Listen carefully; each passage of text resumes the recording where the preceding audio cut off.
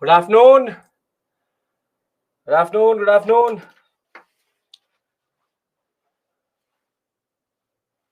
I'm audible and visible. Yes.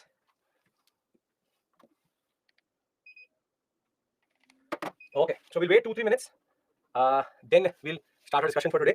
I'm good. How has everybody been throughout the week? Have you revised ancient medieval better? Great. Perfect. Good afternoon. Good afternoon. Revising itself, revision is becoming easy. That is the point, Semester. The more you will revise, the more often you will revise, the easier it will become over a period of time. That is standard for all subjects, not just for history, but for all subjects generally. Lakshan, thank you for that. Start. Yes, mind map should help. Yes. Today we will discuss. Today is a very interesting day for us generally. We'll be starting our discussion with stupa. Once we're done with stupa, we will move towards caves, then temple architecture, and I think we should be able to reach till Delhi Sultanate, then Mughal, and then modern. This is basically this theme: art and architecture. We should be able to cover easily these three. If needed, Mughal we will take up for tomorrow. Will you be taking evening batch world history? Yes, from Monday, which is 18th of September. World history evening batches with me. So Chetan sir would have finished his classes yesterday, and from now I'll take forward 10 classes, 10 modules: French Revolution, American Revolution, unification of Germany, Italy, Industrial Revolution, First World War, Second World War, Cold War politics, colonization, decolonization. 10 modules are there. We'll talk about that on Monday. Evening batch, I'll start world history. Doesn't really matter the batch with you also. I only teach world history. It's only modern which is shared. Other than that, everything else I will take, which is world history evening, morning, or weekend. I think weekend will come late in the year. Late in the year. Upcoming modern, yes, Anu, I think upcoming modern, which is in November, should be with me, which is the weekend batch, which should be weekend. I'm not sure about that, but weekend, yes. Next batch of modern history is with me only, yes. And giving it a minute, I'm looking for the requisite number. Then I start with our discussion. Generally, I hope what we discussed the last time, which is the concept of Mauryan pillars and the base of the what all as. See, Practice, I have no idea about batches 1, 2, 3, 4, 5. I will be in weekend. You need to figure that out how.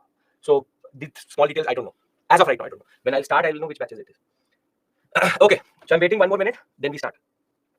Art, architecture, ancient, medieval. We have to start with stupa. We reached pillars last time. Good afternoon.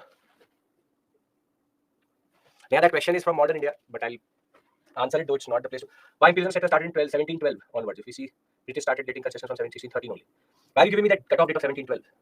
Who told you 1712? What is the significance of this? If you wrote 1717, I would have understood.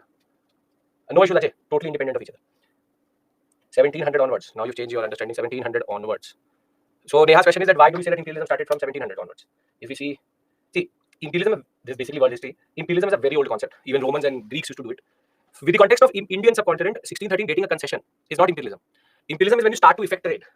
And the year 1700, still you are incorrect in saying that the date which you should be looking for is 1651, 1632, which is once they start to effect the trade itself. But 1757 and 1765 is considered very important because that is the moment in which they turn from a mercantilist power into a territorial power. And as soon as they become a territorial power, the first stage of colonialism is imperialism. It's a little bit complicated than you're asking. It's not that straightforward. But imperialism is when you start to dominate trade through your policies. For that, you have to control certain territory.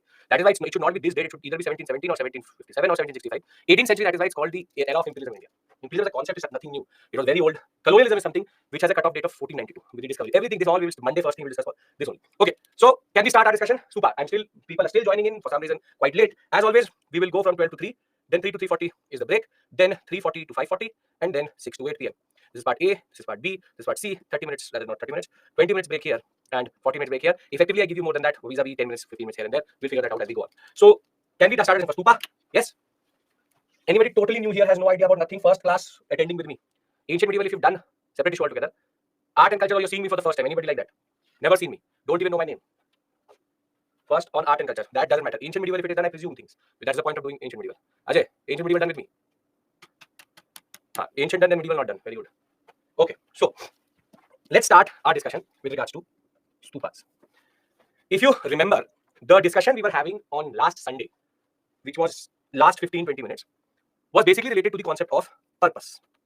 What is the purpose of a stupa and what is a stupa in that regard? Basically, 5 points were made very simply.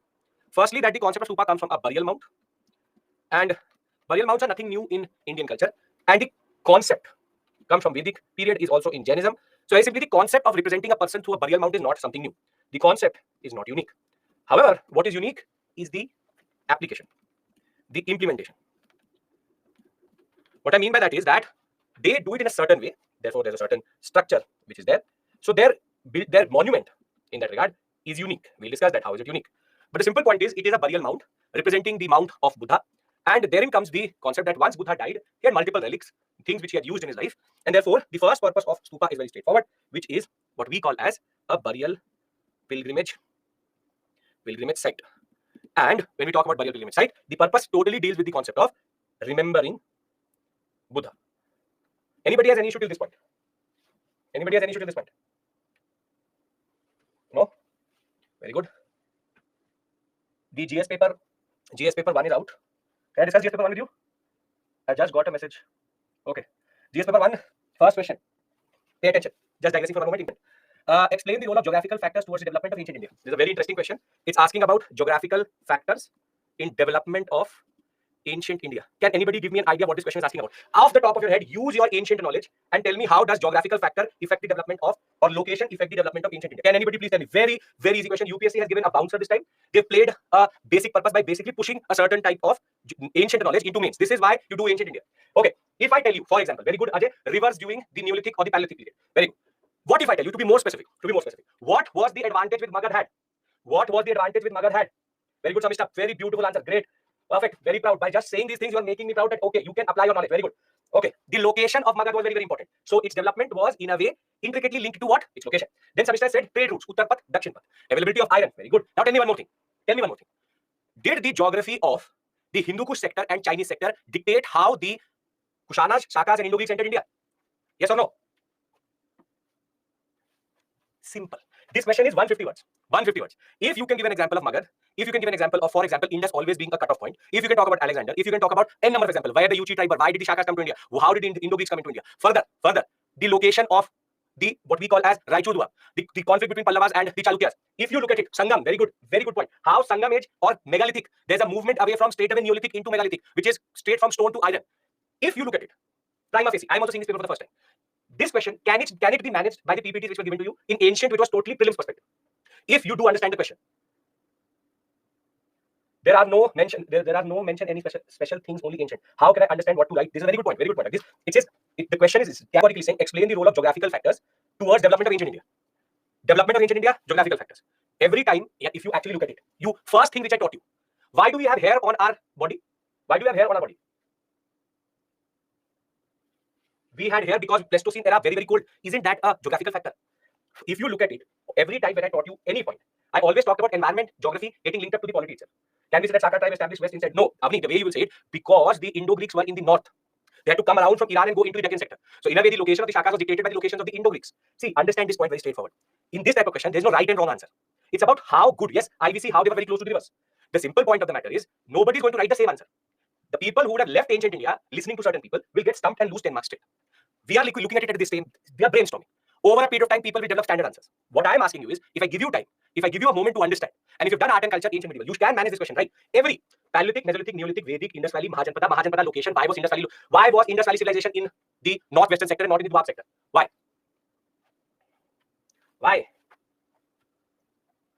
Because of the absence of iron and the location of the forest in the Dwap sector. Geography is everything, right?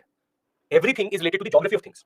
Understand this point. You don't have to go into society, religion. No. You have to just tell them how certain geographical factors affected the power of Magad, the power of the different dynasties, the location of certain dynasties. Why was there a perpetual war between the Pallavas and Chalukyas? It was because of the Raichur Dua. That is again geography. So very straightforward. See, you will get this PDF within 10 to 15 minutes in all platforms. I'm just doing this because I want to go back to Stupa. I asked you, do it? Can we discuss? It will be available everywhere. Don't worry about that. Simple point is, explain the role of geographical factor towards the development of ancient India. 10 mark question, 150 words. Something very new? Something very, very new? No. Perfect. Okay. Now, straight question out of my article, which I give if you've done modern India with me. Bring out the socio-economic effects of the introduction of railways in different countries of the world. This question is basically geography question. Geography, history question mix. But if you've read my article, which I will give you when I do modern India, you will realize it directly answers this question. That what is the socio-economic effect of railways? In colonial India, what is the economic impact of railways? Come on, tell me. What is the economic impact of railways? Drain of wealth. The more it expanded, the more the drain was. One question is tricky, which is the second question itself. We'll talk about it. What is the difference between Mahatma Gandhi and Rabindranath Tagore in their approach towards education and nationalism? This question is philosophy plus history both. So we do more Gandhi, but Rabindranath Tagore you need to pick up from philosophy. This is a difficult question. So one question railways, one question Gandhi and Rabindranath Tagore, one question geographical factors. Then you have geography, society. Okay. What are the main features of Vedic society and religion? Do you think some of the features still prevail in Indian society? 250 marks question. Come on. What are the major Name features of Vedic society and religion. Do you think some of the features are still prevailing in Indian society? 4 structure, patriarchy, women's domination, complex society, agriculture, the social discrimination, social exclusion. This time they've actually given ancient questions in GS paper 1. Okay. This is GS paper 1, right? Because there's that question on Delhi Sultanate also. What were the major technological changes introduced during Sultanate period? How did those technologies change influence on Indian society? What were the 2 technologies which Delhi Sultanate introduced in India? Canon is not Delhi Sultanate. 2 sectors I discussed with you very categorically and how it impacted society. Can anybody tell me 2 sectors developed by Delhi Sultanate which had an impact on Indian society? We discussed it. Very good. Ashwin, architecture. And the second one is what? Second one, not roads. Architecture, roads, same thing. Do you remember textile? Woven cloth market. Alauddin Khilji had a cloth market. And how it allowed for upward mobility. You have to revise. But did we have a discussion on society, how there was upward mobility of the 4 Varna structure, the lower caste, because of the development of 2 major technologies? Did we discuss this? Yes or no? Now there's a very simple question again. How did the colonial rule affect the tribals in India? And what was the tribal response to colonial oppression? Can you write this? Tribals and tribal revolts and modern India? Again easy. Last. Discuss impact of post-liberty communism. No, nothing more. So there is no question from, only 2 questions from modern India. So UPSC is again played a game here properly. Yeah. 3 questions from ancient medieval art and culture, 2 questions from modern India. So now UPSC made it a point to basically, so if somebody is sitting in the examination right now, he has 3 questions in front of him. Right now, 3 questions in front of him, out of which one is geography and ancient India. Second is the concept of Delhi Sultanate. And then 2 questions out of modern India, which is one would be railways, then Gandhi and Tagore, and last but not the least, the concept of, yes, technology, Tagore, Gandhi, and tribals. 5 questions in front of him. They've actually art and culture, they played a game. These 2 questions are never expected. As I can see the paper, if you Google GS paper 2, everybody would have got it by this point of time. But I got it from our own group itself. Geographical factor, yes. Gandhi, Tagore, railways. 1 question on food security, then freshwater resources, then Freud's, then Southwest Monsoon, 1 on marriage, 1 on suicide, 1 a very weird question, child cuddling. Listen to the wording. Child cuddling is now being replaced by mobile phones. Discuss the impact of socialization on children. This time UPSC has not found a good examiner to write the questions. Okay. Oh yes, 1 more question. Vedic. Then we have a major Sultanate period, tribals, coastline, diversity in natural vegetation, human resources, human development, food importers, urbanization, communalism, caste identity. Basically, the questions out of history are easy if you know history as a whole. So, very simple point. I'll come back to more. This is a good, important discussion that way. That is why I'm having this discussion with you. Out of the 6 questions, basically there are 4 plus 2, 3 and 3. 3 questions out of ancient medieval art and culture, 3 questions out of modern India. Very simply, out of all these questions, 5 can be managed very easily. 5 can be managed very easily. Which is, you can do Vedic if you've gone through my classes or if you've been sincere. You can do Delhi Sultanate, 150 word question. You can do geography and ancient India. You can do tribals. And if you categorically read the article which I told you, which is railways, then easily you can get it. Geography questions are standard. The only difficult question is, and if you know how to make stories and give a little bit of vague answer, you can answer this also. Gandhi and Tagore. Basic fundamental differences on education, how they wanted to look at it. He wanted more of what we call sustainable, khadi-based, ashram education. He's more Gurukul type. We'll talk about it when we talk about geography in modern. Modern, we have to now be a little bit more conscious of these thinkers now. So, I didn't set the paper. All random. There is no question out of art and culture. Very simply. There is no question out of art and culture. Now you tell me what should I do. There's no question out of art and culture. These 3 questions about art and culture. These are basically ancient and medieval. So UPSC is now made a point that they're now starting to ask ancient medieval also in then art and culture. It will come back, obviously. Last time there were 3 questions out of art and culture. This time they tried to shift, so they went to for 3 here. This modern is standard 3. So Chinmay is saying, seeing these questions to answer, these are piece of cake, but how to tackle prelims? I'm glad that you can say that. See, when you will go outside, today you will find a lot of hate for UPSC, and they'll say, how can you ask ancient and medieval in GS paper 1? UPSC can say something and they can do anything that is British altogether. The people who left ancient medieval in over smartness, my prayers are with them. Other than that, now we have to make sure, I made sure, now you also have to make sure that your conceptual clarity in ancient and medieval is equally high. I think we can do that at least for sure, right? That we can keep our conceptual clarity high, because any of these 3 questions can be done through conceptual clarity. So if you all agree to this, that the paper which came today would not have stumped you, and that is what I'm here for, then we'll talk about everything else. My friend left ancient medieval but qualified claims. Now God may help him. Well, our prayers are with him so much. Okay. So very simply, can we all come back? If you want to comment something, I'll be happy to push it to the screen, whatever your comment, whatever it may be. So Vedic question, should we dissect early Vedic? No, Sarishna. If it is saying Vedic, don't make it complicated for you. When you dissect, then you start to use more words. So rather from early Vedic, talk about Agni, Varun, and the concept of naturalism. From later Vedic, talk about the concept of all social evils, agriculture, patriarchy, women's domination. Because early Vedic things don't persist today, except for our reverence towards God in the form of nature. So see, the point is, you have the skill set. You have the questions also. It's just that you have to make sure that you very simply use that knowledge in the right way. And the takeaway should not be, no, I will not do art and culture now, or art and culture will not be important because last year it was 3 art and culture. So very simply, now it has become something like a playground.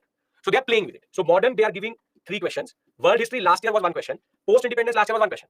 So last year it was art and culture, modern, world history, PI. This time it is ancient and medieval and modern. Next time they can mix it up. Basically, if you have conceptual clarity, you are with me throughout the year, I don't think you should not be able to manage any question. And literally, the railways question is tricky. Is actually tricky. Anybody who was there with me in modern India previously and has read the railways article by mistake, because you will not read it, I know, but by mistake or by curiosity, did you read that article? Subhash, okay. Subhash, tell me, was there a comparative analysis of China and India in that article in the end, or did it talk about socio-economic impact? Yes or no? You tell me. So I'm not making this up. I'll push it to everyone. Very simply, somehow, this clicked this time. So 2 articles I share with you when I do modern India with you. One is railway and the other one is police. And somehow this time railway clicked quite well. So if we all are at consensus and you, in a way, if you did not trust me, now you trust me. Can we talk about stupas? And now do you get the point of discussions which we are doing? Right? What is the purpose of these discussions? See, Hardeep, that is an overreaction. Can you give us mains questions from ancient and medieval? Don't worry. By the time we come to it, don't have to now hurry and open mains questions. The questions are asked in a certain generic way. Before we leave for art and culture, I will give you a certain understanding of how to tackle these type of questions. Don't worry. Sushmit, that cannot be done because those are published articles and that cannot be integrated. So you get PDFs, both PDFs are given to you. Don't worry about it. Okay. Can we now go back to stupas if everybody settled down? Everybody's here. Purpose is not to, yes. Well, so I leave it to the people. Yes. So he said it, I have not said it. Whatever I do it for a reason. That's the basic one. Moral of the story is this only. That conceptual clarity plus facts. Now one thing is clear, UPSC has stopped caring about facts. It's now become more and more conceptual. And by this evening, I believe I will get messages from my students who are writing mains that if they paid attention, if they found it interesting, this is going to be make and break this time. Who will be able to manage Delhi Sultanate? Who will be able to manage this question and this question? Basically, 30 to 45 marks are there in the questions which I've shown you. And in UPSC, 1 to 2 marks, your rank changes from 2nd to 1st and from 100 to 5th. So it's basically quite a lot of marks in that regard. Okay. So my biggest request, if you're watching this video later also, if you're with me live right now, please don't listen to the standard pundits, whatever they are, whoever they are, however big they are. Leaving history is now suicidal, has always been suicidal, but now this is the question. This is the basic answer in front of you. Geography, by God's grace, was easy, and I think Mukesh will also go through it when he is in class with you, and he'll be happy to discuss what the paper was. But this is the prima facie. I just got a message at just 15 minutes before, and I discussed it with you. Let's go back to Stupa. Anybody had any issue in these points? Anybody had any issue in these points? No? How to clear prelims? Discipline. Tell you that. Don't worry.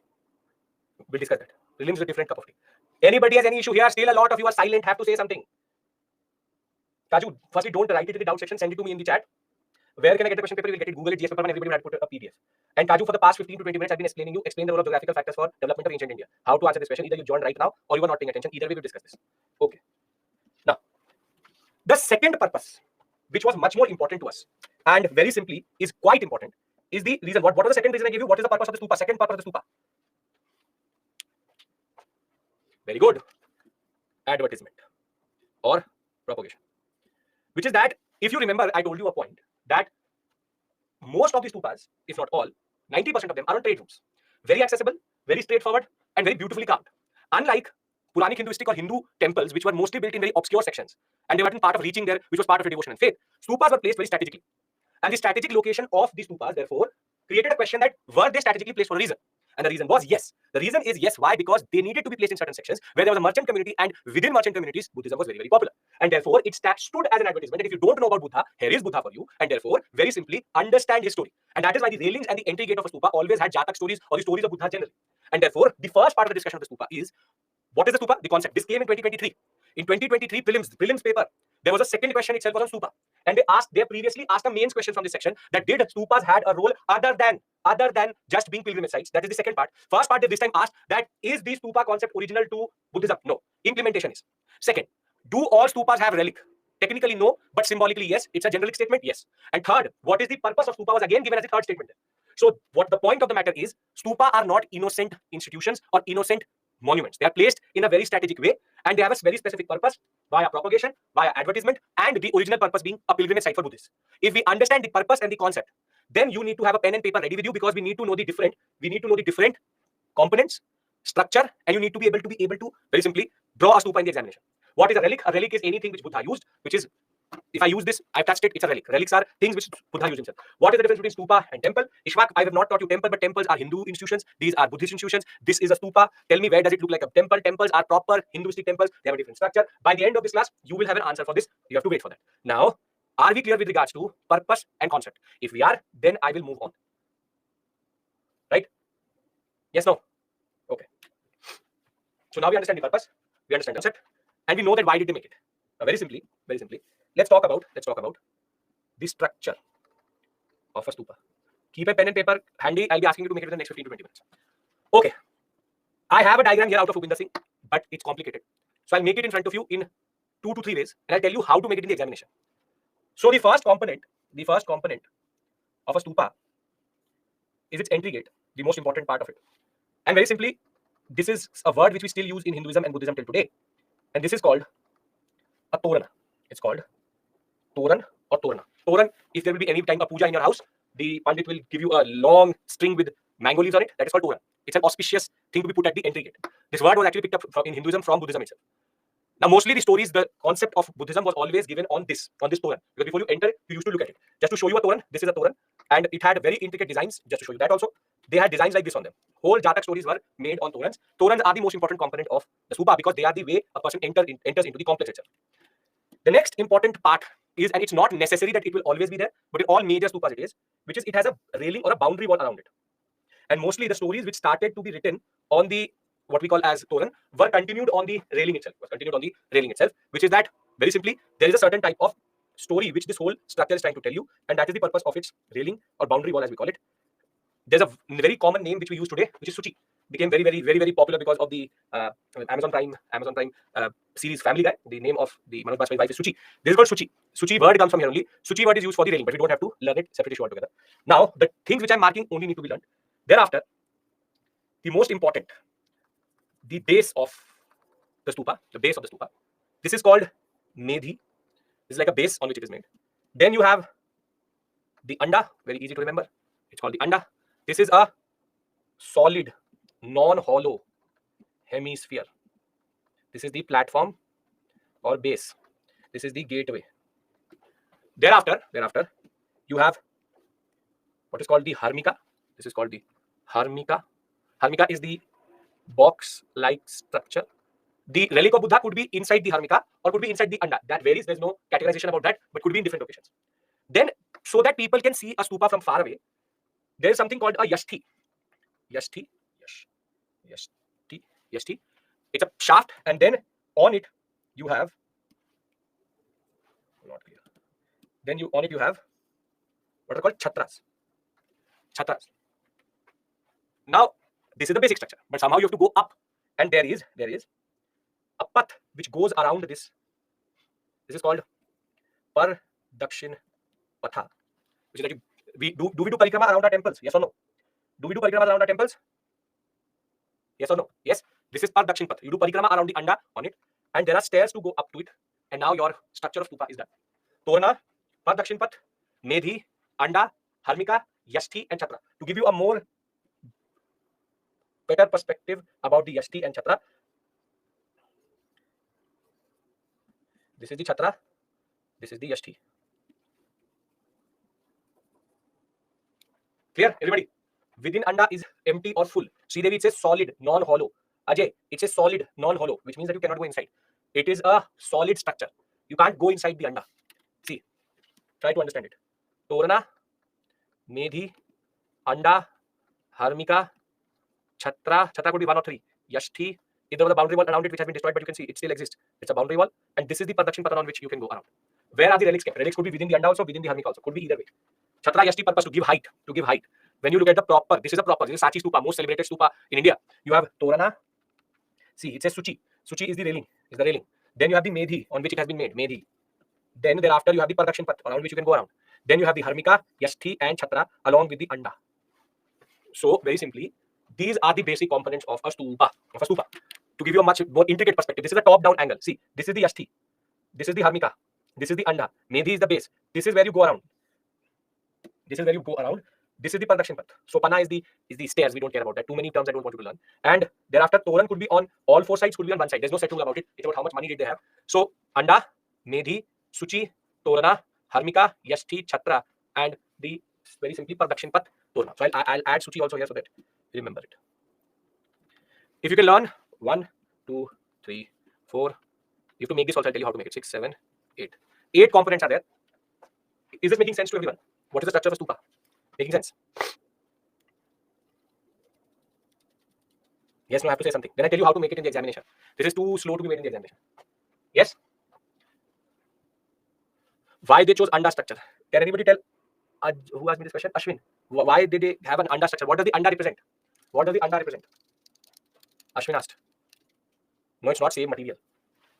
No. If I bury a person, this is the mount which is made. So yes, Aman, very good. It represents the burial mount. That is why they use the anda.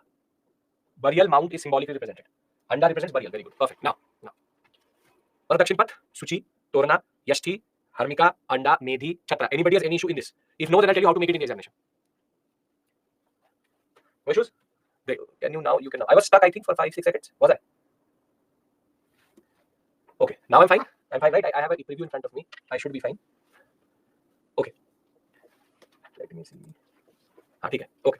So, stupa consists of cylindrical drum, anda, hemispherical mount, symbolic of the dirt of mount on Buddha's body itself, Harmika, square railing on the top of the mount, Chatra, supporting structure, the triple umbrella structure, Medhi is the base, Pradakshin Path is how you go around, Toran is the gateway. Now, this is too hard to be made for the examination. So, how do you make it in the exam in a more quick way and easy way? So, let's do it. Now, pay attention how I'm making it. In the examination, this will fetch you a little bit more marks. Important. Okay. See, make a hashtag. You can do that. Then connect the hashtag like this. Very simply, make a square, make a rectangle, make the anda, make a box, and your stupa is done. Now it will take you more time to actually mark it. Torana, Suchi, Medhi, Anda, and you can do this if you have time. Harmika, Yashti, Chatra. You can do something like this and write Dakshin Patha. And your work is done. I'll make it again. Very simple. Hashtag, link it. This. If you can do it, your work is done. Now make it and tell me. I'm keeping it on the screen for 1 second. Make it and say yes. Mark it also. Should be done within 30 seconds. Come on. Make it. Say yes.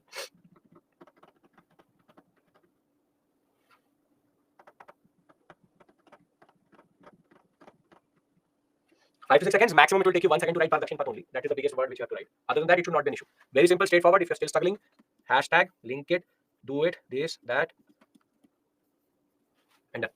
30 seconds it will take you. Again, hashtag, link it, do it. Stupa is more similar to Hindu structures. Ashwin, the timelines are different.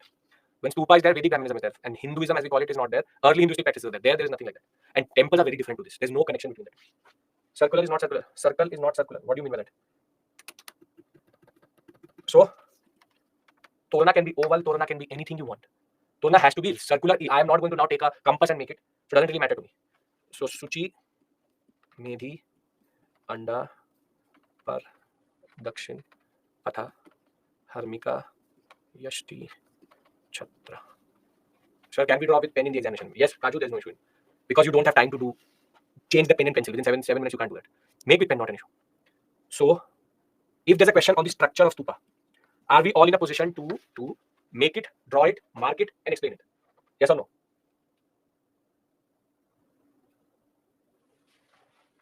That's not an issue like this. Wherever you want to make it on the right hand side, that's the main thing. Yes, done. So can we now, can I show you something very interesting about the stupas? This is okay. This is the Indian version of stupa. Now, if you go to Indonesia, if you go to, for example, Thailand, if you go to Jakarta, if you go to that whole sector, Southeast Asia, you will see something like this.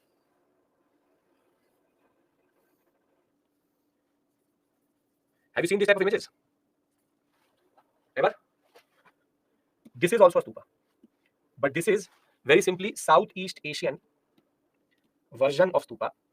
And for the people who love to go inside things, they have an entry gate.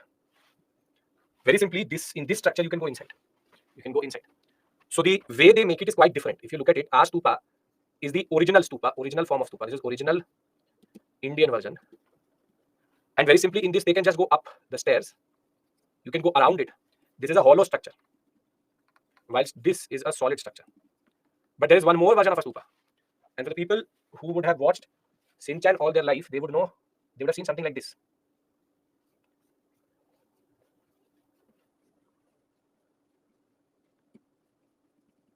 Have you seen this in Japanese cartoons? Doraemon, Shin-chan?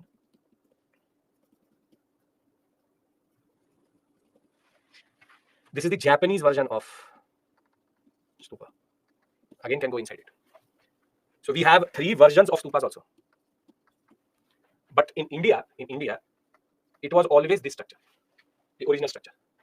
However, as Buddhism spread to other places, you should not be able to make the other stupas. You should only know how to make this. I'm just trying to tell you how there is variation across the world when it comes to stupas itself. This is also a stupa, this is also a stupa, this is also a stupa. So the question, if stupas are always solid, Dheeraj, the answer is yes. Yes, are always solid. Now what you are doing is called overthinking. I'm saying it's the Japanese version and it's the Southeast Asian version. And in the examination, Union Public Service Commission is in India or in Japan or in Southeast Asia. It is in India. Until and unless not specified, don't complicate it. And nobody is going to ask you about a Japanese stupa. So that question shows overthinking. You're trying to go beyond overcomplication. In India, all stupas were in a way, always straightforward, solid. And for the purpose of the examination, all of them have relics, though that is technically not true. That's between you and me. So I started with 3 questions: purpose, structure, components. Are we clear with regards to all 3? Are we clear with regards to all 3? Purpose, structure, component of the stupas. Yes. Purpose, advertisement, pilgrimage. Structure is in front of you. As I said, it's a very, very straightforward thing. Torana, Suchi, you can't say it. That's right. Torana, Suchi, Medhi, Anda, Harmika, Yashti, Chhatra, Pardakshin Pata, and that's it. Medhi is this base. Medhi is this. Medhi is this. This whole thing is Medhi. This is Medhi.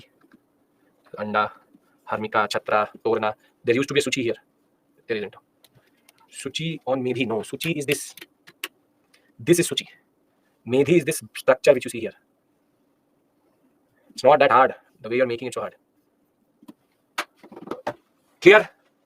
What did I say? I asked you 3 things. Anybody has any issue? 3 things: component, structure, purpose.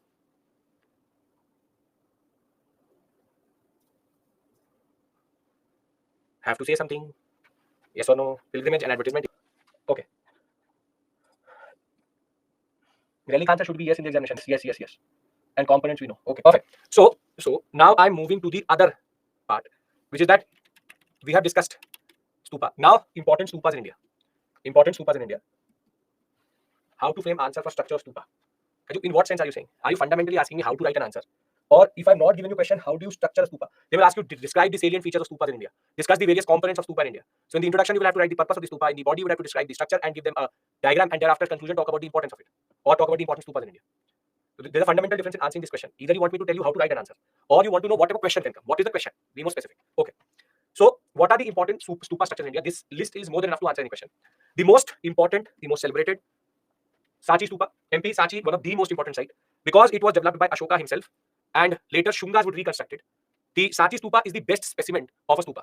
Suchi, Torna, Medhi, Pardakshinpat, Anda, Harmika, Chhatra, Yashti. And when it came to Torna, there could be 1 Torna, there could be 4 Torna in all directions. That doesn't really matter. There's no set plan with regards to that. But the simple point is, if somebody asks you which is the best example of a stupa, then it is Sachi Stupa. Now comes the first exception. Can anybody tell me what is different about the Sarnath Stupa or the Dhamek Stupa? What is different? No Toran? Okay. Other than that, you all are stuck at Toran. By looking at it, what is the first thing which you notice which is different?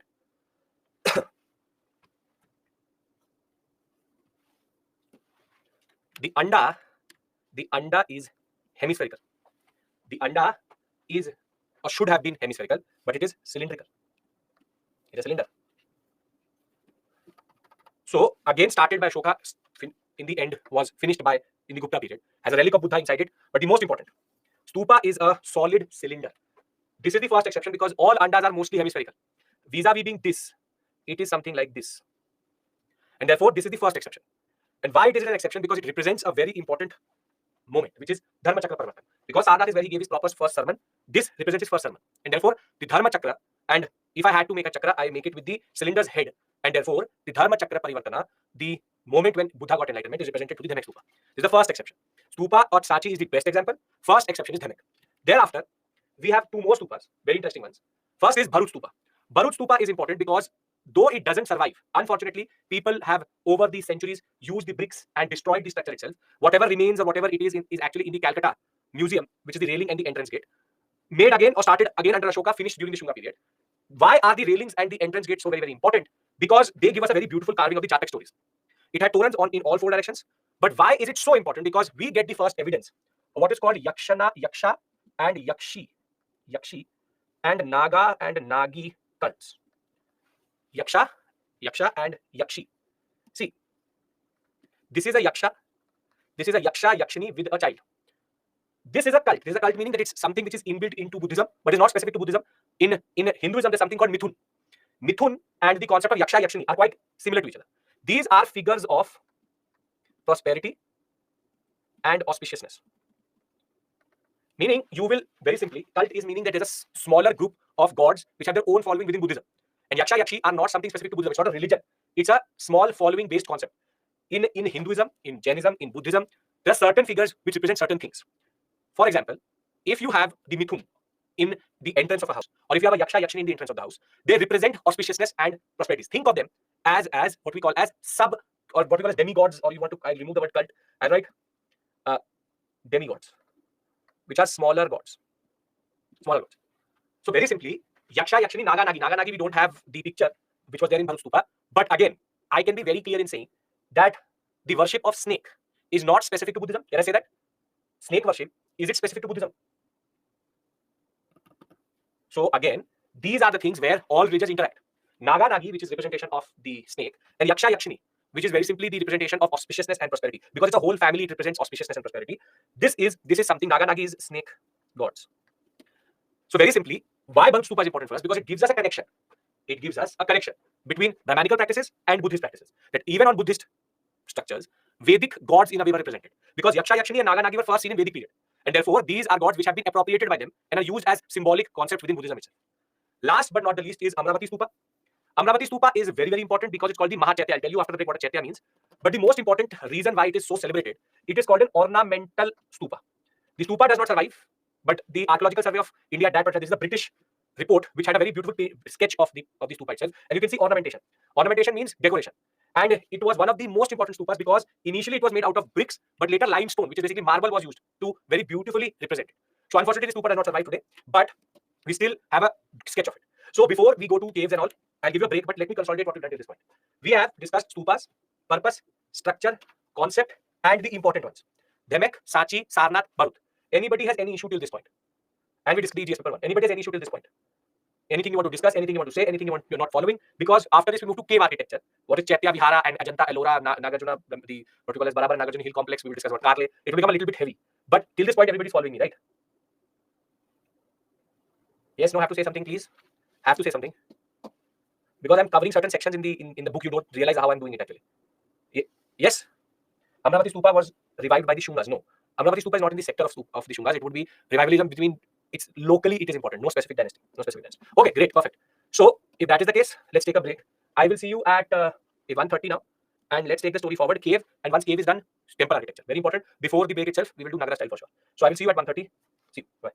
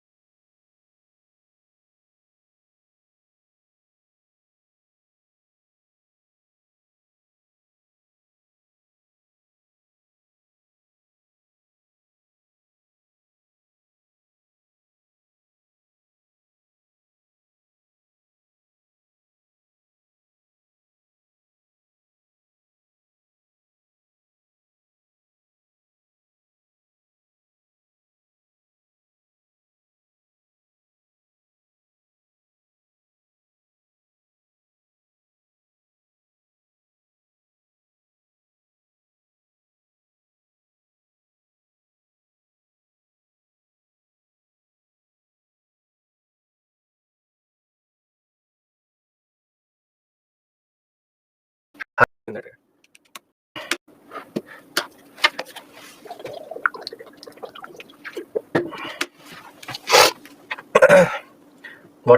What Harmika symbolizes? Harmika symbolism is like the box in which the relic is. It's representation of the relic box in that. You want calling feature? I'm enabling. Chinmay, you want to call? Anybody wants to call and say something? Some students have emailed me, how can UPSC ask a question out of ancient medieval? If UPSC says that the sun comes out from the south and then goes down in the north, anything is, you have to agree with it. This was the only googly which was left. They have tried all combinations, which is art and culture, modern, world, and PI. They have played with this quite a lot. The only googly which was left was ancient and medieval. So now everything is on the table with regards to mains examination. So now very simply, there's no difference. If you look at this paper, that's why I asked you. There is no difference between a Indian Forest Service paper and Indian and CSE paper, which is civil service examination. Forest Service also you will get questions out of ancient medieval. That was never the pattern. They have broken a 15-year pattern. To be very precise, 10 years. Since the pattern changed in 2013, 2014, we have never seen a question like that. And next year, they will act like nothing changed or nothing happened also. UPSC will come back to art and culture and modern India. This is what they do. Anybody wants to call? One of you said, please enable the feature. I've enabled it. Yes, no, can we go to cave architecture? Ancient medieval for the past 10 years is very pure ancient medieval questions always come in the prelims examination. Art and culture questions with mix of ancient medieval has been a standard thing. Tell me one thing, art and culture, does it exist in isolation? Does it exist in isolation? No. So in a way, any art and culture question is a question which is of ancient medieval also. Now what UPSC will argue, I will tell you. If you ask the UPSC, they ask these three questions. First question is location and ancient India. According to them, location is a vague question. That's a geography history question. Second question is Vedic society. So that question they will say is history and society, which is the GS paper 2 has social issues. So they will say it is history plus social issues. And the first one is history plus geography. And third one they will say, which is the question related to technology, that is history plus technology. And isn't technology part of culture? Because if you remember, when I will teach you art and culture, a module is science and technology in ancient and medieval India. It's given in Nitin Singhani also. So they already have their defense. One question is history plus social issues. We asked you about Vedic, that much knowledge a UPSC aspirant should have. We asked you a historical geography question. So that much knowledge a student related to, for example, history and geography should have. And this question is directly out of Nitin Singhani. Are you getting my point? What is the way the UPSC is played this time? They're now mixing topics. What I can make out is that geography and environment has been mixed up. But isn't environment GS paper 3? Environment, pure ecology environment is GS paper 3.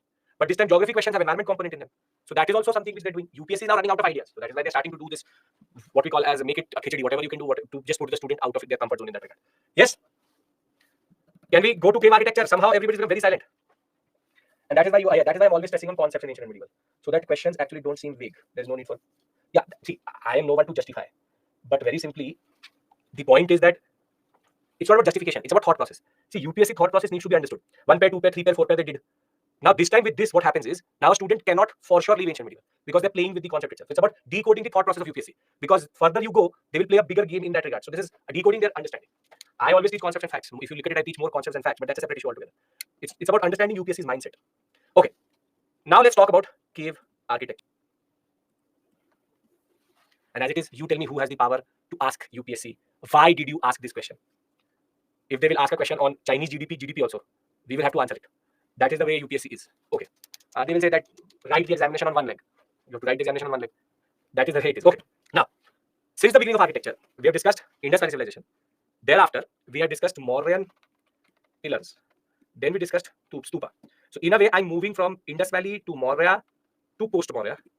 And now the way post-Mauryan architecture expressed itself was one stupa, and the second one is cave architecture. What do I mean by cave architecture? These are natural caves or man-made which have Buddhist or religious significance. But in most cases, they are man-made caves. They were not originally there. So natural caves are less likely. Mostly man-made caves. Man-made are the most common. But there can be, as I said, exceptions. But man-made is the most common. Mostly Buddhist, but also have their own religious significance. So we can remove this word Buddhist also, or which have religious significance, because I will show you there are multiple combinations in which we found caves.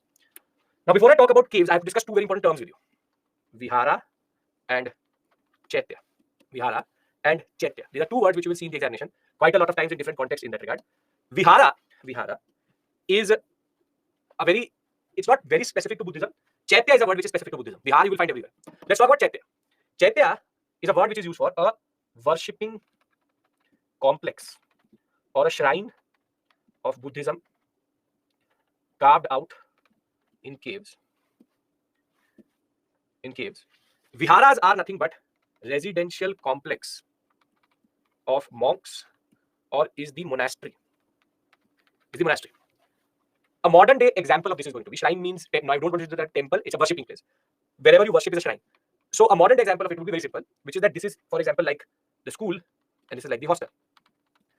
Or this is like the temple, and this is the dharamshala. Viharas you will find of different religions. You will find of Brahmanism also, you will find for Brahmin monks, you will find for Buddhist monks, you will find for Jain monks. This you will find in all religions. But chaityas are specific to Buddhism.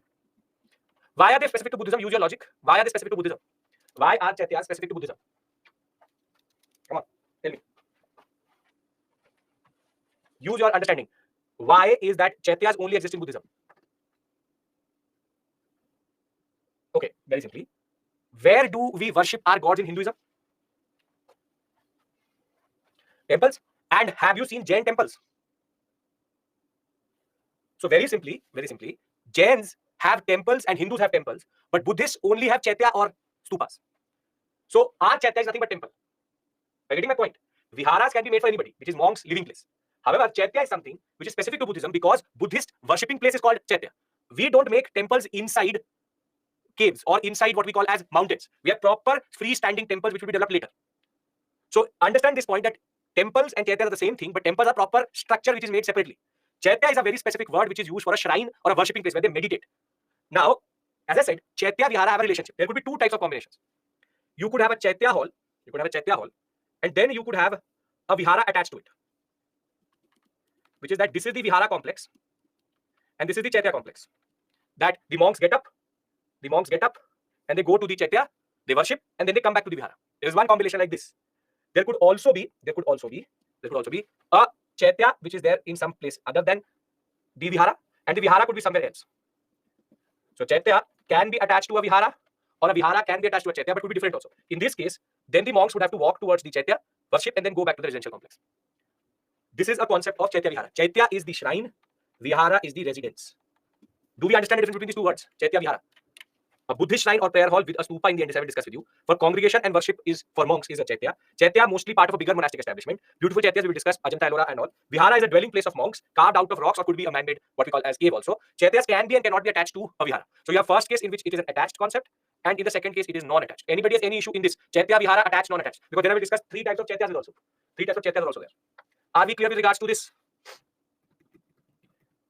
Yes, what is the chaitya? What is the vihara? Chaitya school, vihara hostel. Yes, that is the basic concept. Chaitya is the place where you meditate, and vihara is where you sleep. Okay, now there are three types of chaityas can also be there.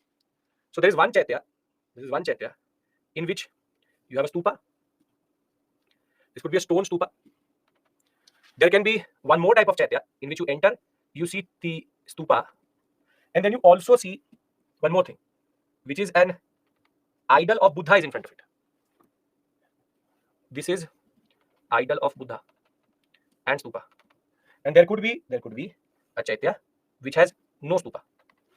1, 2, 3. Can anybody tell me what is the difference between 1 and 2? What is the difference between 1 and 2? Idol, sure, but what is the major difference between 1 and 2? Use the knowledge of Buddhism. Very good, Shamishta, very good. Hardeep, very good, perfect. See, yes, Neha, great. Anybody else wants to type? 3 people have got it. Very good, perfect. See, this is Hinayanic, this is Mahayanic, this is early Buddhism. So very simply, these two can be Hinayanic, and Hinayanic. But Mahayanics are always having the idols of Buddha. So very simply, this is a chaitya, this is a vihara. You can see that there are rooms in which they can go and sleep. If you look at it, the plan is like this. This is the most famous Karle chaitya where they sit. Can anybody tell me, is this a Hinayanic chaitya or a Mahayanic chaitya? Very good. There is no idol. So either it is early Buddhism or Hinayanic. When did the split between Hinayana and Mahayana happen? Very good. During Kanishka, 4th Buddhist council. So which means that either it was made between 1 and 3rd, or if it was made after 4th, then it was Hinayanic. So very simply, the way we make it, and this is an example of a Mahayanic chaitya. Can you see the difference? There is a very big idol of Buddha. The stupa is also here, but the idol of Buddha is here. So Buddha is represented in idol form, and a contrast of this would be this. Now you see one more thing. The stupa was a pilgrimage site. The stupa was an advertisement. But what is the purpose of stupa here? What is the purpose of stupa here? Stupa represents what? Stupa represents what? Buddha. Very good. So now we know 3 purposes of stupa. Stupa in itself represents Buddha. In caves, it represents Buddha. It represents pilgrimage site. It also represents burial mound, and it also is an advertisement. So when a stupa is placed within a chaitya, it is to represent Buddha, but not in a live form, but dead form. And if a stupa is created as a structure, it represents burial mound, it represents Buddha as a pilgrimage site, and the point of the matter is, it also represents as an advertisement. Are you getting the point? What is the purpose of Buddha? Yes? Very good. Very good. Okay. So now let's transition to the caves which we need to understand. In the caves which we need to understand. And thereafter, we will make a very important box, which is going to be very important for you. And that will help you in the examination generally in answering any type of question. Any type of question can be answered through that box. Are we ready? Can we do that? Everybody's following me. These things are given in very confusing way in Nitin Singhania. I bring Nitin Singhania in front of you also. It is very messed up. Very somehow he said that the relic is under, above, inside. He messes up these things. Okay. Now, and there are 3-4 mistakes also which I will point out in Nitin Singhania when we will reach there. Okay. Now, the most celebrated caves in India are 2, but the oldest of them is the Ajanta caves in Maharashtra. Ajanta caves are all Buddhist caves. All Buddhist caves. However, when people talk about Ajanta, they forget that this is not the oldest. It is not the oldest. The oldest cave complex in India is actually the Barabar and Nagarjuni Hill complex in Bihar. They are the oldest man-made cave complex. And ironically, it was not given to the Buddhists, but Ashoka and his grandson, Dashrath and Ashoka, gave it to the Ajiviks. The Ajiviks. In India, there is only one cave complex which has been dedicated to the Ajiviks, and that is Barabar and Nagarjuni Hill complex. This is the first time that we see that proper caves were given, and 4 major caves are there: Sudama, Karan Chopara, Vishwa Jhopadi, Loma Sisi. Now, first, I want you to appreciate the effort, which is that this is not a natural cave. These are man-made caves, which means that this was made by somebody by using a hammer and a chisel and carving the whole mountain out to create it. This is not a joke. With no modern drilling machines, with no modern excavation, with no excavators, with no electricity, nothing. This was done with sheer manpower and time. Once Ashoka said that I want a cave to be created inside a rock, they used the Barabar Nagarjuni Hill complex because the rock supported it, which is that it was not too hard or too soft. Because if it is too hard, it will break, in the sense that it will not be able to take too much carving. And if it is too soft, it will not hold it the way this whole ceiling is holding. This ceiling is holding because of 2 reasons. It is not very hard, that on hitting it, it splits up. And it is not too soft, that it is not able to take the weight of the rock itself. Choosing something like this without any form of chemistry, understanding of geology, understanding of rocks is a marvel in itself. What they represent are engineering marvels which were made in periods when no form of modern sciences existed. So to make this basically close to 2600, let's say 3000 years ago, this is not a joke. And Ashoka made it as what is called donative caves. If you notice the name of the caves, they're named after the monk who was given this cave. This was given to Sudama, this is Karan Chopara, this is Vishwa Jhopadi, which is Vishwa, and Loma Sisi. Now, what is the distinction, or what is a very interesting thing about the whole Barabar Nagarjuni Hill complex? This is the Barabar, this is the Nagarjuni Hill. There are 4 A, B, C, D, 4 caves here and 3 caves here. What is interesting about them is that most of them, except for one, are bare, plain, totally plain. They have nothing. They have no decoration. You can see no decoration. Here also no decoration. There's only one, which is the Loma Sisi. This is Loma Sisi. Loma Sisi cave has no internal carvings or decoration, but has what is called ornamentation on the entrance. Whenever I will use the word ornamentation, it means decoration. So you see, from the outside, you have a very beautiful ornamental gate which has been made with whatever skill they had, but from inside, it is plain. No ornamentation. So very simply, let's summarize the first and the most important hill complex in India, which is the, and please note this, Ashoka did visit this, Ashoka created it, he would have given it himself. These are not natural caves. How natural caves get created, that is geomorphological denudation, proper erosional process. This is not that, this is man-made. From erosions you get caves, that's a geography question. What I'm telling you is a man-made cave, that is a cultural question. So the oldest man-made cave complex, which was donated to monks, that is Barabar and Nagarjuni Hill complex, and given to Ajiviks by Ashoka and Dashrath. All but one, Loma Sisi, are devoid of ornamentation. Loma Sisi cave has decorated entrance. Right? Feature second point is absence of ornamentation, but there is ornamentation outside. See, Devi, out of these four, These four have no ornamentation, and this one is the exception. Exception. Get it? Right? So Karan Chopara, Sodama Cave, Vishwa Chopara, Chopadi. You understand that on in your villages you have choparas on which people sit, and talk about. Old people like to do that. Go to the village center and sit on that circular things which are there. That is called chopara. So they sit and discuss. So Karan Chopara, Sodama Cave, Jhopadi. You understand? Vishwa Jhopadi, Law Masisi. It's not very difficult. Just understand these are the odd one out. Four of them Ajiviks. Anybody has any issue with the information which is given here on the screen? Can you remember this much? There is no rule, circular or cylindrical. Doesn't really matter. Anybody has any issue to this point? No? Yes? Anything? All are Ajiviks. These are the name of Ajivik saints. These are the name of Ajivik saints. Okay, now after that, you have Ajanta. But Ajanta has a very important thing. It is the oldest Buddhist caves in India. All Buddhist caves in India. There are 29 caves here. 28 are actually made. One was half built. And last slide. This is the last slide. Yes. Oldest man-made cave complex. This is oldest Buddhist cave complex. 29 caves are there. And Ajanta is made in a very interesting way. Ajanta is made in the gorge of a river called Voghera. Voghera river, very simply, is the base around which you have the 29 caves. 28 built, one incomplete. So in some places you will find 28, some places you will find 29. Doesn't really matter. But if you look at the way it is made, the river goes from in the bottom, and the caves have been made into the gorge. Did you understand what is the gorge? You understand what is the gorge? Properly geography question. You understand the gorge? That when a river is following a standard route over a period of time, it will start to cut down the mountain if it has what we call as rocks which are not very hard. So when a river starts to vertically cut down what we call as a mountain to create a path, that is called a gorge. For example, the Grand Canyon in America is the best example of gorges. The whole river is cut down the whole structure. Same way we have the Voghera river. Voghera river goes in a U-shaped pattern around the Vindhya Satpura range, and when it is going in that pattern, it cuts down and creates a wall like this. It creates a wall like this. Very deep gorge it is. You can see this is the high point and the low point is very low. So very simply, it cut down the mountain in a vertical fashion. And this rock is considered very good because it is, again, as I said, not too hard and not too soft. And the Ajanta caves, who made the Ajanta caves? You know the answer to that already. Who was the one who properly made all the Ajanta caves? Who's that person? You know that already. Vakataka. What is the name of that Vakataka? Prabhu, I haven't, and I accept your invitation. If I do come there, I want to see Ajanta. I've never been to Ajanta. One of the biggest marvels in that area. Who is the Vakataka ruler who made the Ajanta caves? Very good. Harisena Vishal, very good. Harisena, if you remember, the site was chosen by the Satavahanas, but it is Harisena, written like this also and written like this also, who very simply built these caves for the Buddhists. Now, as I said, both Vihara and Chaityas are there, but obviously Viharas are more because the sleeping areas, the monastic areas is more, and there are only 4 Chaityas. You don't have to learn it. What are the cave numbers? That is 10, 9, 12, 13. I'm not giving you that because that is optional level, and even PCS level, we don't have to go into that much detail. But what is more important for you is that out of the 29 caves, 24 are Mahayanic, 4 are Hinayanic, 1 is early Buddhism.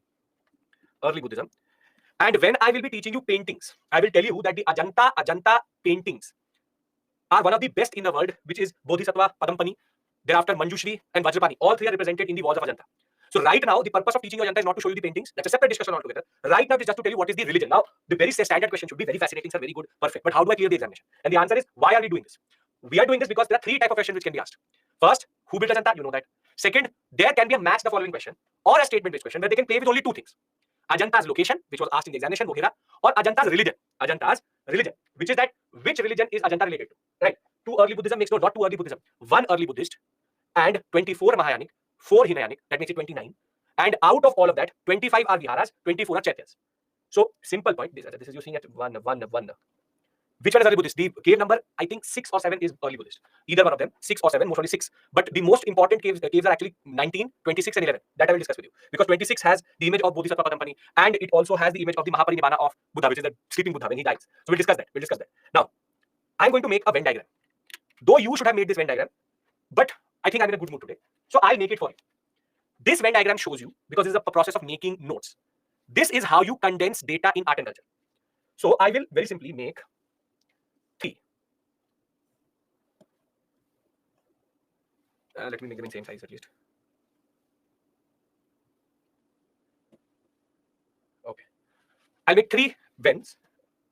This is Buddhism, this is Jainism, and this is Hinduism.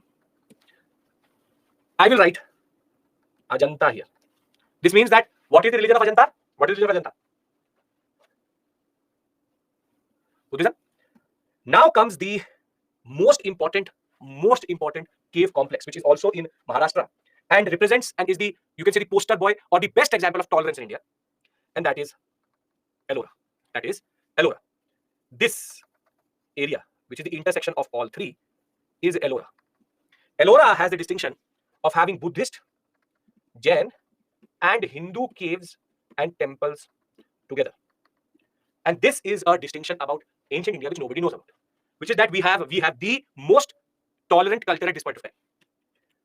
Ellora, which is just next to Ajanta in its location, is the only site in India, in the Aurangabad district of Ellora of Maharashtra itself, which has 32 Buddhist, Brahmanical, and Jain caves. All three religions are seen here. All three are seen to be competing with each other, but also learning from each other.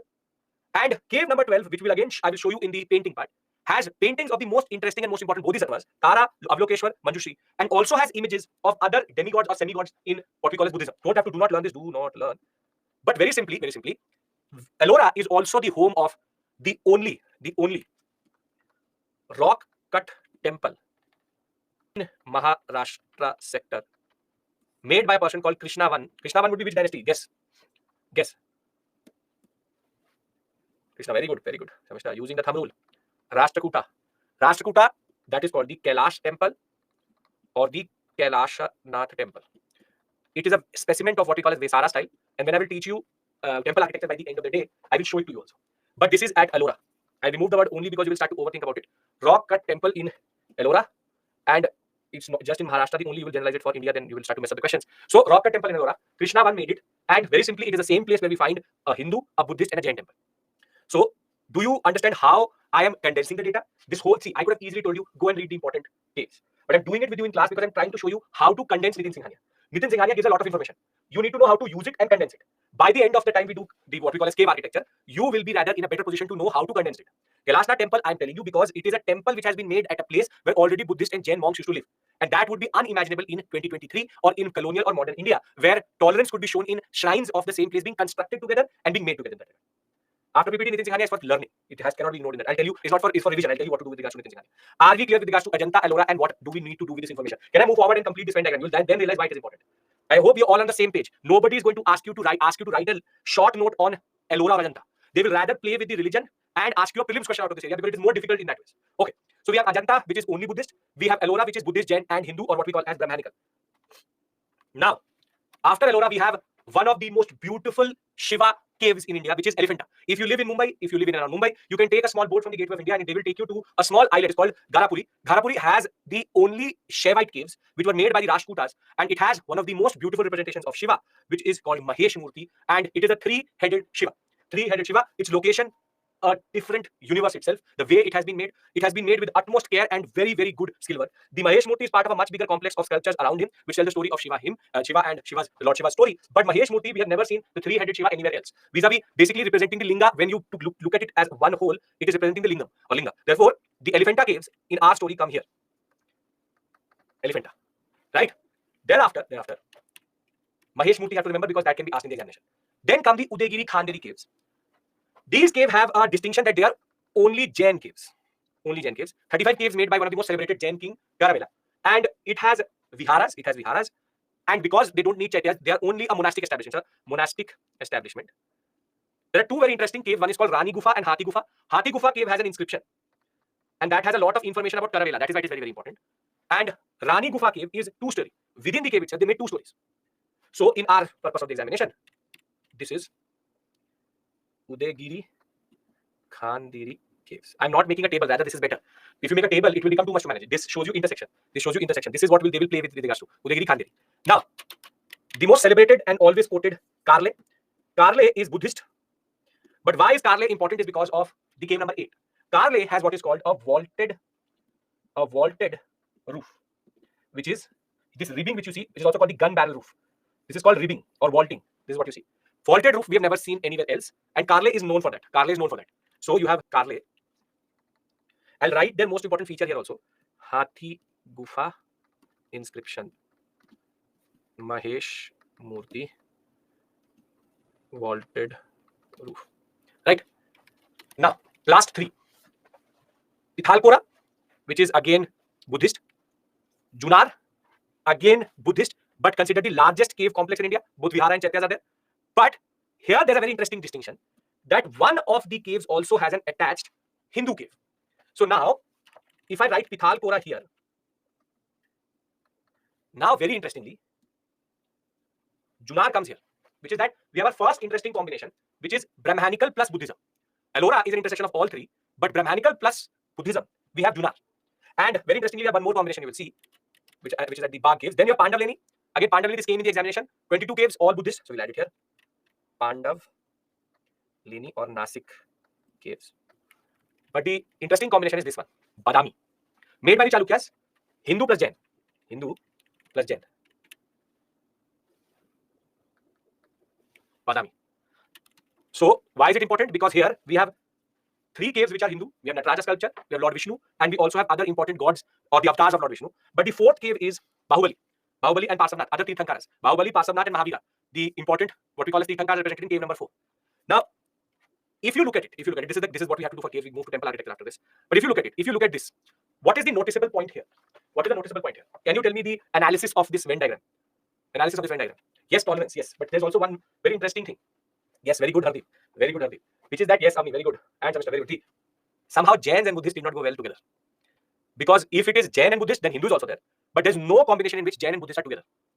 This is an interesting point, and UPSC can now ask you a question that whilst there is tolerance, there is also competition.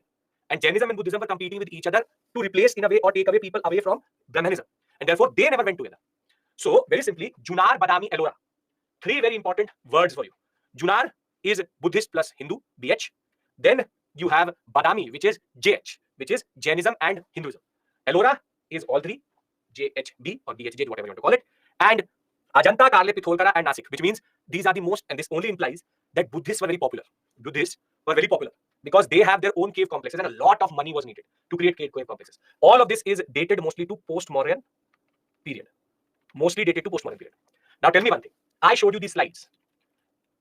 And now I made a Venn diagram in front of you. What is easier to learn? The slide or the Venn diagram? This is called effective notes making. I've literally showed you how to make notes. This is how you condense data. This is called condensation. I've taken a lot of words, but I've now condensed it to one slide, which is a purpose to you. So two things I did with you. I could have easily, as I said, given you this list. Two things. First, all questions which can be asked from this area are on this one slide. Second, I've showed you how to make notes because a lot of students ask me how to make notes. Are these 2 points clear? Then I would like to introduce temple architecture to you. Yes, no, come on. Yes? Is this making sense? Now, is it seeming this still heavy? Because this is heavy area. Cave architecture, if you look in the 92 pages chapter of Nitin Singhania, it's a very heavy section. I hope now this gives you clarity how to manage with the data which has been given to you or the basic facts which have been given to you. Everything can be condensed and that will help you for the examination, for effective learning, for effective revision. Right? Okay. Now let's talk about temple architecture. Now before we do that, I want to do an exercise with you. Can I do an exercise with you? Do you have pen and paper in front of you, please? Yes, no, thumbs up, anything will work. Pen and paper in front of you. I'm going to show a magic trick. If students have been with me previously, they know the magic trick. There's a magic trick I'm going to do. This is called mind reading. Sitting here in Bangalore, I will be able to read your mind and I will be able to do something which is literally magical. Okay. Now, if you have your pen and paper with you, make a temple. Make a temple. And I will make a temple. And you will realize something that I've actually predicted what you've made. Make a temple. Whatever comes to your mind. As soon as I say temple, make a temple. Make a temple. Once done, tell me. Because then I will do mind reading live on this platform. Come on. Once the temple has been made on the sheet of paper, tell me. Done? This is a very important activity we are doing. Okay, done. Very good. Now, if I look at the sheets which you all have, you would have made, out of these three, you would have made one for sure. Some of you would have made something like this. If not this, then you would have made something like this.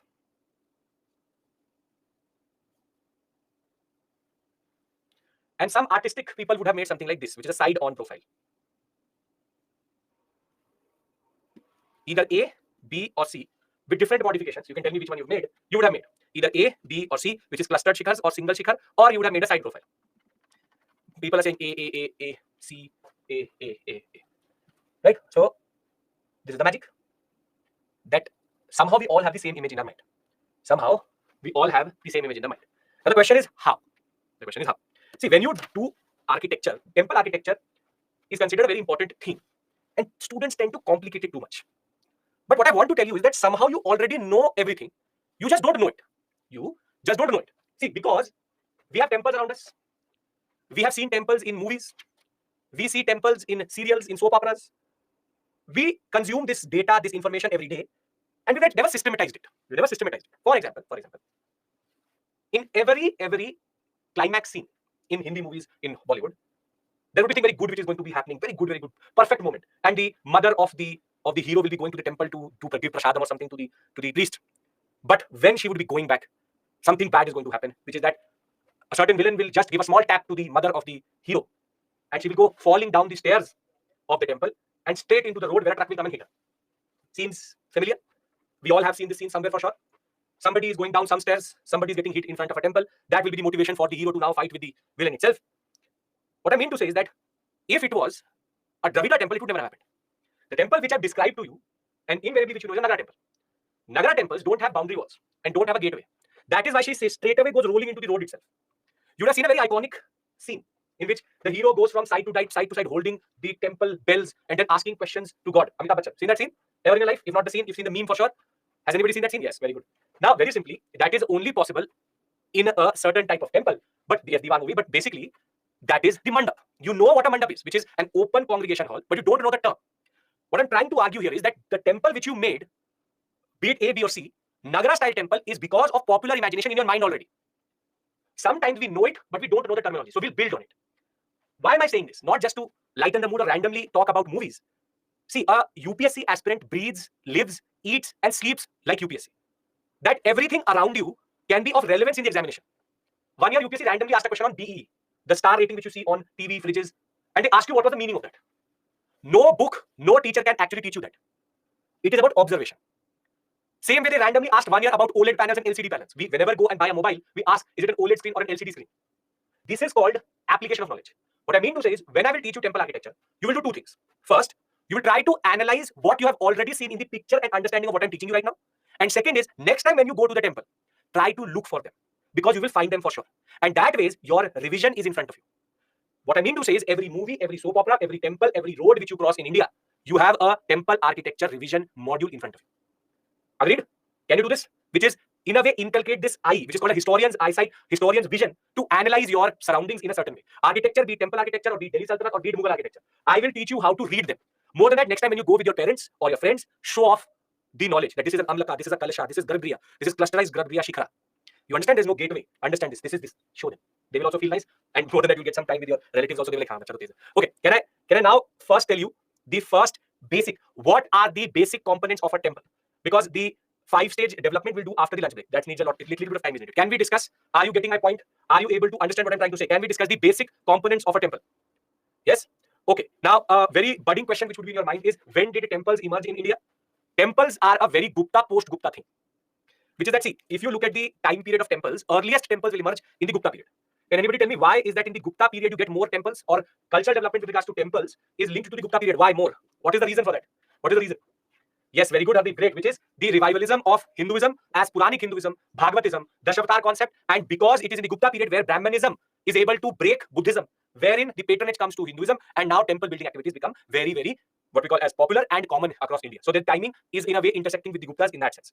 Now, there are early temples in India. Two types are there. One are called rock cut, and the other one are called structural. These are two words which you will always encounter. Rock cut is monolithic temples, which means that they have been cut out of one rock. Best example I've already told you, Kailashnath temple. Structural temples are nothing but brick temples. Brick temples you've seen, standard temples are made out of bricks, brick temple. We'll come to this list later because I need to put them into stages in that regard. But now the discussion I want to do with you is the basic components of a temple. And this is a generic question. I'm not talking about North, I'm not talking about South, I'm not talking about Deccan, I'm just talking about standard components of a temple. This is not North, this is South, this is every temple would have it for sure.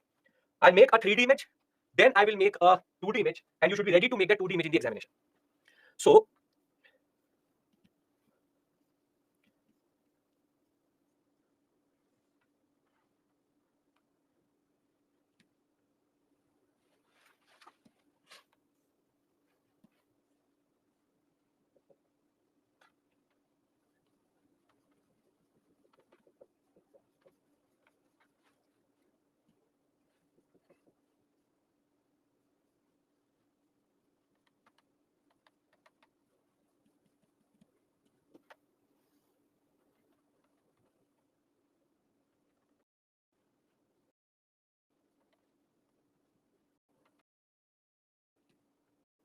So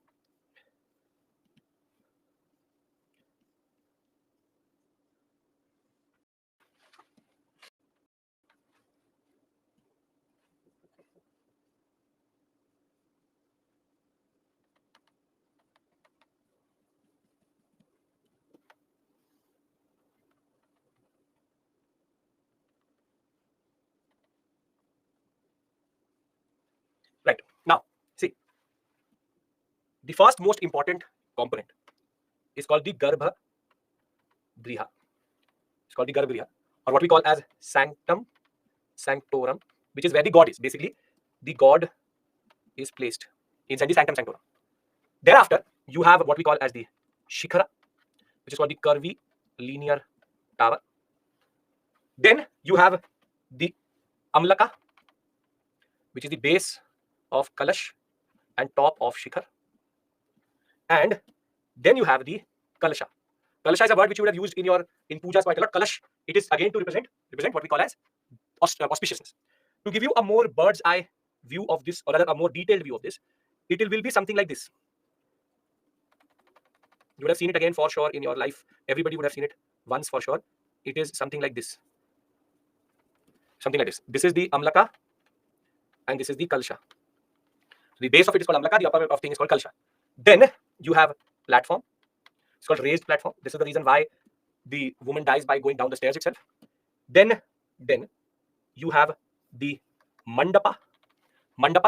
And the starting or the initial part of the Mandapa is called the Ardha Mandapa. Ardha Mandapa is basically the entrance. This is the congregation hall. And together, this is a generic temple. This is a generic temple with its 7 components. I'm not using the word Antartala. I'm not using the word, for example, Pitha and all, because that is this exact temple. In Nagara style, the terminologies will change a little bit. But in a way, the basic, this is exactly the same as Nagara. But right now, you cannot write Pitha or Antartala or these words, because I'm telling you what are the basic components of a temple. Because you will find a Garbha, you will find an Amlaka, Shikhar, you will find Mandapa, Ardha Mandapa in South Indian temples and in Vesara also. This is the question with regards to basic generic components of a temple. Does anybody have any issue in understanding any of these terms or basically how they are placed? If not, then I will show it to you in 2D and you will make it for the examination, because that can come in the examination generally, which is a 2D image of the same for the purpose of the exam. Anybody has any issue? No? Okay. So how do you make it? Very straightforward, very simple. Make a big rectangle, divide it into 2 parts. Small rectangle on the base, triangle, 1 square, triangle, circle, cylinder. Simple. Garbhagriha, platform, Mandapa, Ardha Mandapa, Shikhara, Amlaka, Kalsha. Can you make it? Last thing before we go for a break.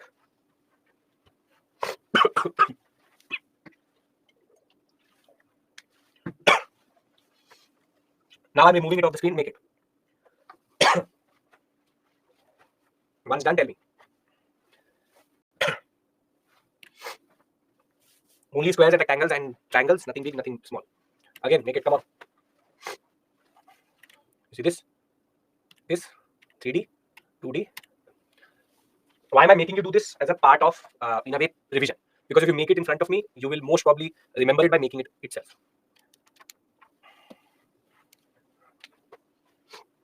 Done? Okay. So Mauryan pillar, Indus Valley civilization, stupa, chaitya, vihara, temple, basic. Anybody has any issue? We'll not go ahead from this point because within 10 minutes you can't do 5 stages. So that will come back at 3:40. But right now, I want to use this 10 minutes for any doubts. If there's any doubt, anybody wants to call, anybody wants to ask anything, please feel free to do that. This is Mauryan pillars, Indus Valley civilization, stupa, the concept of chaitya, vihara and caves, and temple architecture. See, I go here in a very slow fashion because if you will understand it, you will never have to learn it. So anybody has any issue in any of these themes, feel free to call. I have enabled the feature itself. And if somebody wants to very simply ask a certain question, something you want me to repeat, if you don't have any of these questions, you can in a way leave this section or leave this session, and I will see you at 3:40. You can go for lunch if you don't have a question. Okay. How Hinayanic and Hollywood these caves are different. Himanshu, see, in a way, there is no difference. It's about when they have constructed it. If it was created before the fourth Buddhist council, it will be called an early Buddhist temple because there's no difference between a Mahayanic and Hinayanic. There is only Buddhism, Mahasangika. However, once it is made after a point, for example, fourth Buddhist council after postmodern period, then it is Hinayanic. It could have a stupa, it could not have a stupa. Mostly they used to have a stupa. So the major differentiating point could be no stupa and stupa, but that is not a set plan. The simple point of the matter is it is based on a certain pattern. Mahayanic and Hinayanic is very straightforward, but these two, it's about the time of construction. And all caves have inscriptions which tell us when they were made, so we can make that distinction also. But you don't have to go into that much detail. Not even in for optional level you have to go. Okay. Anyone else? Call or anything else? Question? If you don't have a question, you can go and start your lunch. I will see you at 3:40. Don't have to hang around. Use your time better. I'm here for the questions. If you don't have a question, we will meet at 3:40 straight. If you have a question about today's questions also, you can ask me. No issues. If you want to discuss about GS paper, because after this next session is going to be intense. 3:40 to 5:40 is going to be very important for you. We'll discuss 5 stages: Nagara style, Nagara, then Odisha, Juraho, and Solanki, plus Latina, Famsana, and Malabi, then Dravida, then Vesara, and 10 temple architecture. And thereafter, we'll move to Delhi Sultanate, the Arch Dome. Now we're going to the business area of the architecture section. No question? Anybody? No? Prabhu has called. Let's call Prabhu back.